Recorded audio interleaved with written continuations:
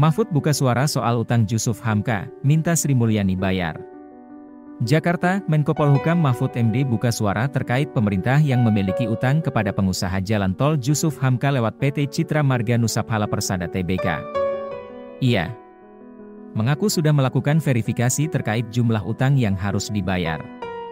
Mahfud mengatakan hasil verifikasi itu sudah disampaikan ke Kementerian Keuangan. Kemenkeu, sehingga dalam hal ini Menteri Keuangan Sri Mulyani Indrawati bisa melakukan pembayaran utang Jusuf Hamka.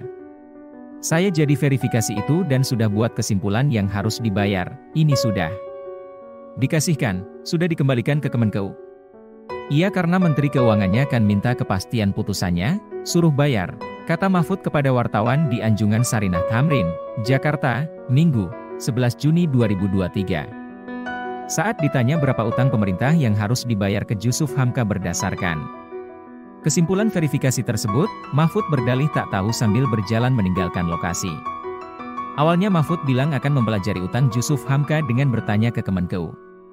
Dia mengira permasalahan ini hanya tinggal proses pembayaran. Nanti saya pelajari, saya nggak tahu pemerintah punya utang sama dia, saya kira. Kontrak-kontrak dia saya tinggal pembayaran. Nanti saya tanya ke Kemenkeu, ucapnya.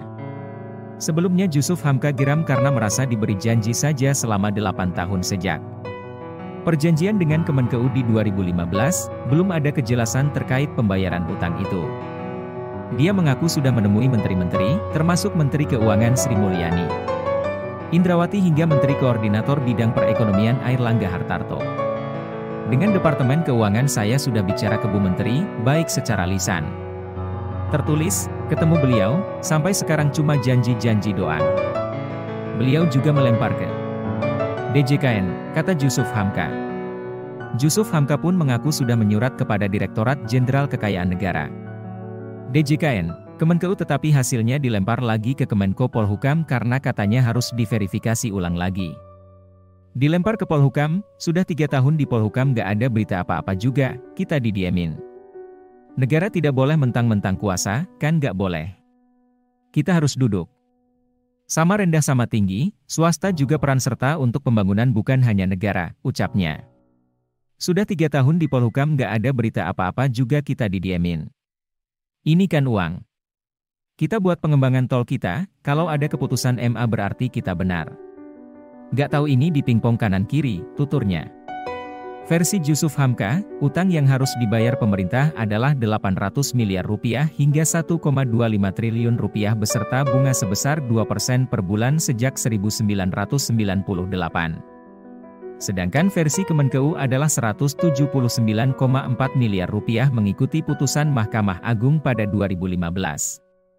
Kalau mengikuti putusan MA, 78.619.666.781 rupiah, pokok deposito 78.583.577.534,20 rupiah, giro 76.089.246,80 rupiah, 100.545.455.478,82 rupiah, bunga, denda sebesar 32,5% dari total bunga, denda YG dihitung hingga cut-off date Juli 2015 sebesar 309.365.093.781 rupiah.